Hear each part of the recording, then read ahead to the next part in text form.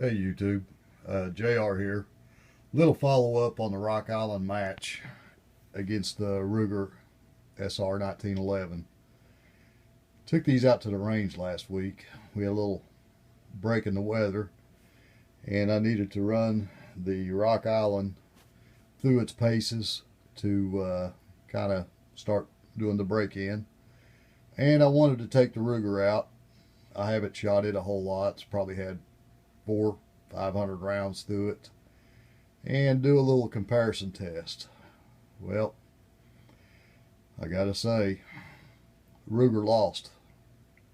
Didn't lose big, but it lost. Both of these guns run flawless. Both of these guns' price point came in almost dollar for dollar. The Ruger, as you can see, it's a little bit prettier. I really like these guns.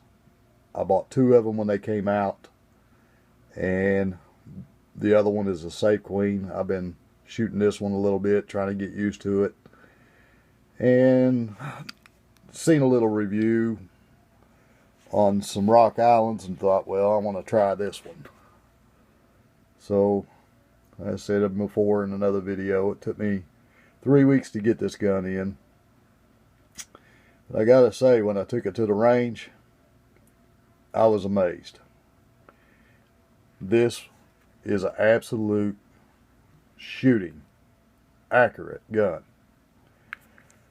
I liked it because of the high-vis front sight, little more tweaking on the internals, adjustable rear sight,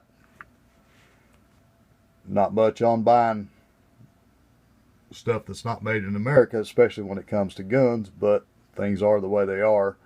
This is a Filipino gun. Ruger, American gun. This gun, by far, is one of the best 45s I've ever shot. It's tight all the way around. The groups are excellent.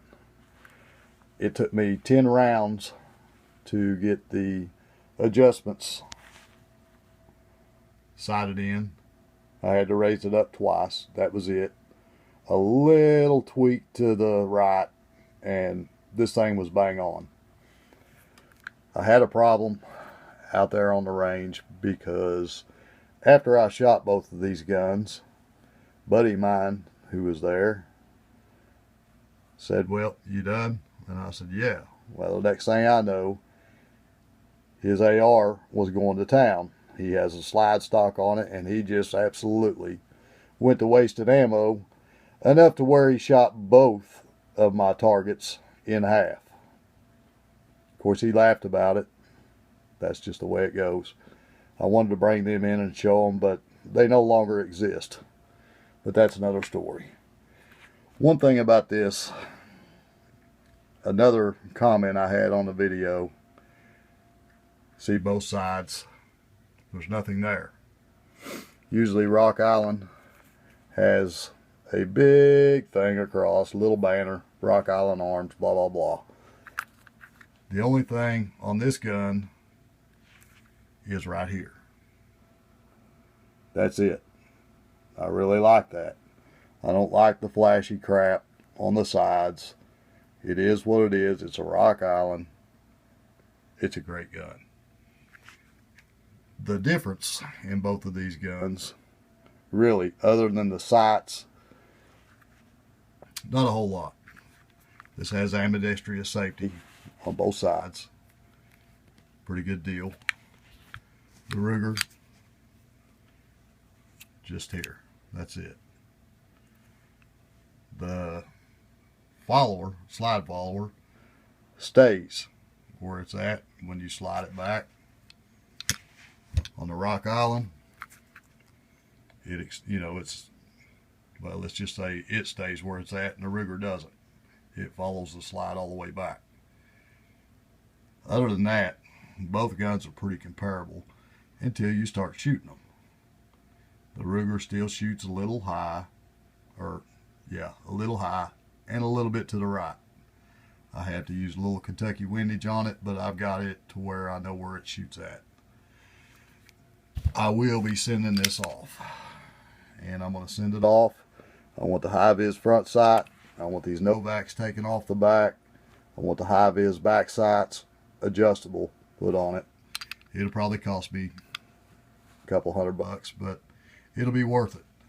Other than that, once I do that, I think this gun will probably run right along with the Rock Island. I don't know. Time will tell. But all you guys out there who has a 45 or contemplating a 45, the Rock Island by far is where I would start. I'm not so sure about their other guns, but the match grade or probably the tactical is right where you need to be. These price points, like I said, on the Ruger and the Rock Island, both came in at around $700. Then you got your tax. So all in all, Ruger, pretty gun, made in the USA, shoots good.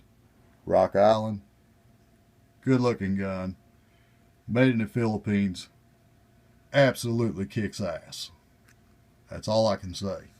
I wish, like I said, I had targets to bring in to compare the two, but when you got a guy that's trigger happy and has the ammo and the gun to burn them up, sometimes that don't happen. But there it is, my comparison. Rock Island, Ruger, very comparable. Rock Island outshoots it just the way it is, in my hands anyway. It's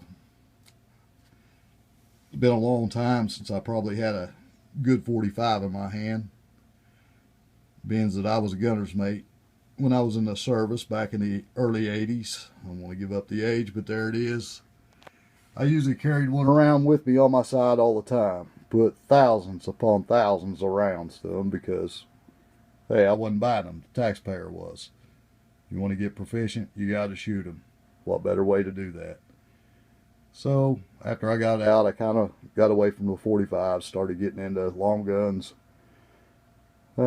Started getting into 357s, 9mm, blah, blah, blah.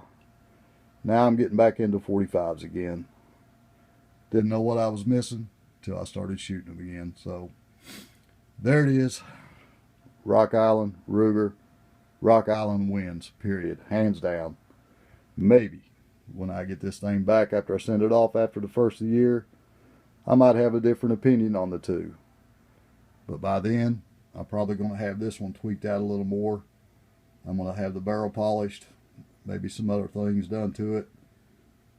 And then after it gets a little warmer here, might take them back out and do it again. So anyway, thanks for watching. See ya.